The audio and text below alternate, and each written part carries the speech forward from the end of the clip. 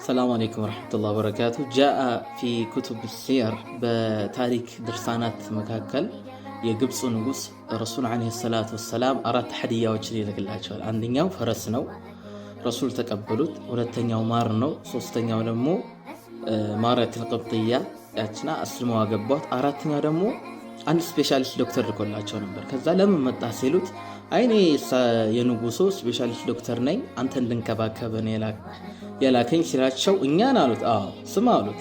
نحن قوم አሉ፣ ህዝባቸውን የገለጹበት نحن قوم እኛኮ ህዝቦች ነን።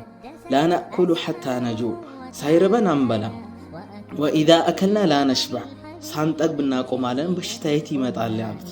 ከዛ ተመለሳሉ። ተመለሰ ሄደና ለንጉሱ በጣም ይገርማል አሉ፣ የላከኝ ግለሰብ የህክምናን ጥበብ በአንድ አረፍተ ነገር ነው ያስቀመጠው አለ። እኛ ህዝቦች ነን፣ ሳይርበን አንበላም፣ ሳንጠግብ እናቆማለን፣ በሽታ የት ይመጣል አለ።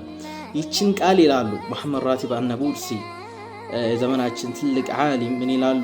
ይችን ቃል ጀርመን ውስጥ የሚገኝ አንድ ትልቅ ሆስፒታል ላይ ከላይ ጽፈዋታል። ከመጀመሪያው ፕሮፌት መሐመድ ሰለላሁ ዐለይሂ ወሰለም ብለው የትላልቅ መልእክተኞችን ንግግሮች የትላልቅ ሰዎችን ትምህርት ያስቀምጡ ከላይ ከመጀመሪያው ያስቀምጡት የረሱል ዐለይሂ ሰላቱ ወሰላም ንግግር ነው። اللهم صل وسلم عليه